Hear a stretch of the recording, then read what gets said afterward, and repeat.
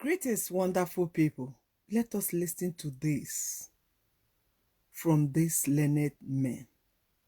Honestly, all women and men, this is for us as we listen together. Remain blessed. Most physical abuse from men is a response from emotional abuse from women. Okay. Take it or you leave it. Men at times are not mad to get up and start beating a woman.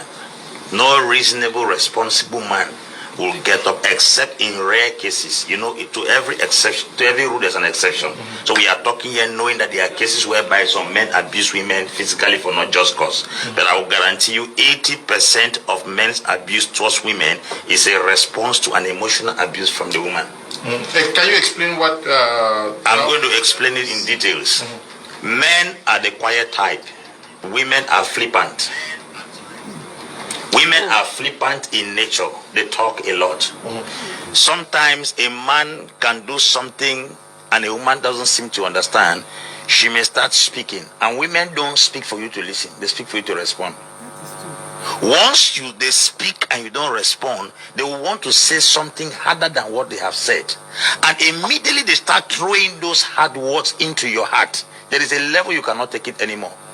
And there are men, when they have absorbed that shock for too long, they cannot contain it. The next thing is that it rebounds.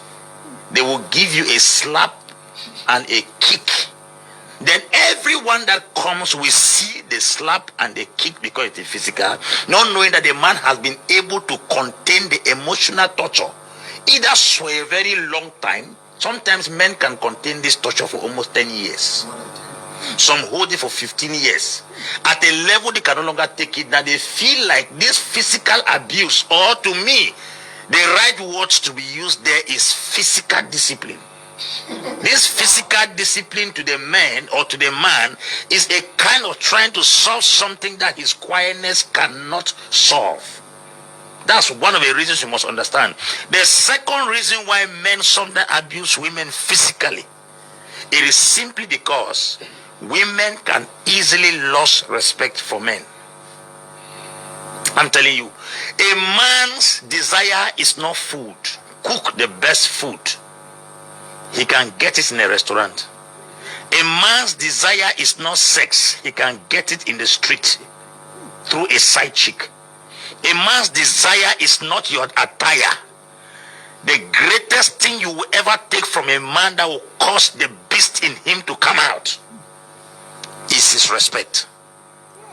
Inherent in every man is a king and a beast. If you choose to be a queen, you will bring out the king in him. If you be a torment, you will bring out the beast in him. In all cultures of the world, the last thing that a man cannot take, I'm talking from a generic point of view, is disrespect. Some women are grossly disrespectful. I can tell you with all sincerity that the marriages before this period are far more better. There were no marriage seminars. There were no conferences. There were no lectures on marriage. But the marriages succeeded better because people were properly brought up in good culture. This thing called women emancipation has not been defined in a proper context. Women emancipation is the ability and liberation for women to enter into governance, not to dominate in marriage. The women emancipation concept should be properly defined and then re-drilled again in the minds of women, because some women have taken this women emancipation into marriage. There are standards in marriage that no generation can ever take. The woman is to submit to a man and the man is to love the woman. That is the standard.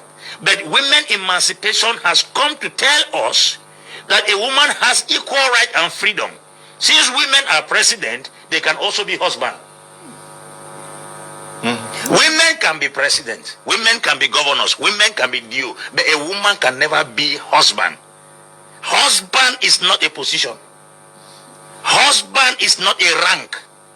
Husband is not an office. Husband is an ordained responsibility. And until every woman comes to this point to understand that your emancipation will never come to the place where you will become a husband, then every woman should take her place in marriage. And that's why I say most at times physical response from men is a product of emotional abuse from women. The next thing we have to understand, Mr. Liu, is this. Not everybody has the same capacity. Women compare a lot. A woman will want her husband to be like her neighbor's husband. I'm telling you. The minute you start quarreling, you say that, look at Papa Junior there. He goes out with a car. Here you are with one jalopy bike every day. Cut your cloth, cut your coat according to your cloth. Any man that God gives you, it is because that is the capacity of man you can manage. God cannot give you something better than you. Because if you were better off, God will give you something better. So please, let us understand this. That people will most of the time say, look at a useless man that beats his wife. I don't support wife beaters. But I can tell you, before a man will raise his hand, what were you doing there? Until he got to the extent of raising his hand on you. We grew with our mothers in the 80s. That our father will make, we want to react. By the time they are talking, she gives way.